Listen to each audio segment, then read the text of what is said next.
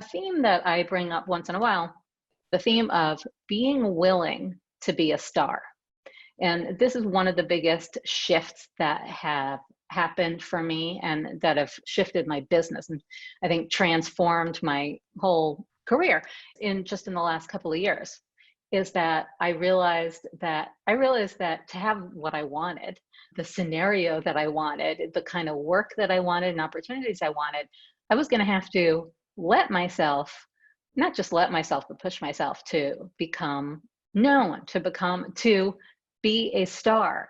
And it's not a word that most of us are comfortable using. And it's always attributed to tacky people, like, really provincial people who move to Los Angeles because they want to be famous.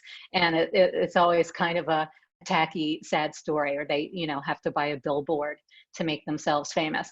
And so I think we have to kind of reclaim that and be willing to be known. I'll tell the story that I've told a couple of times about this because it gave me an aha. I was at dance class where we would kind of gather around the door waiting for the last class to let out. So we would go and grab our spot. And I was with someone standing there with somebody, this woman, Georgia, who is part of the front row mafia that I'm in. She is an incredible dancer and a Pilates instructor who almost never promoted herself. And I said to her, I had seen a story that she'd done on Instagram of some of her Pilates moves, and she was promoting her Pilates class. And I said to her, I was like, oh, I really like that story that you did for your Pilates class. Like, I don't like Pilates, but it almost made me want to do Pilates. And I love that you showcased yourself. And she's like, oh God, I know. I was like, what? What's wrong? And she's like, I don't want to be all like, look at me, look at me. And I was like, but we want you to be all, look at me, look at me. That's what was inspiring about it.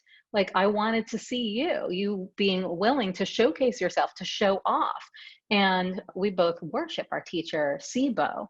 He is just the most incredible dancer and has no problem like showcasing what he can do and putting it on Instagram. And, he'll be like, I have got style for days. None of y'all are going to have my style, but you can at least do this. So I said, like, wouldn't you be sad if Sibo said, oh, I don't want anyone to be all, look at me, and we didn't know what he could do, and he never showed off his moves, and he never went for it and free danced and showed off in front of us? And she's like, yeah, I guess that would be sad. And it struck me. I was like, when we allow ourselves to be all, look at me, we are doing other people a favor, and we're doing them a disservice if we hide what we can do, if we hide how great we are, and don't allow them to see us, to see our gifts, to enjoy them, or to discover us. I mean, think how many people you are so excited to find, whether it's online or somewhere else in the world, like God forbid, real life. But think how many people you've been excited to discover, and think about what if they had said and decided, I don't want to be all, look at me, I don't need to be the star, and had hid and had never put themselves out there. You wouldn't have found them. People who inspire you the most, any one of them could have said, I'm not really a look at me person. I mean, Seth Godin, who is like my shining star bald muse in the world, whose work has inspired me so much and motivated me and inspired some of my best work. He could easily be the kind of guy, he's not the typical star.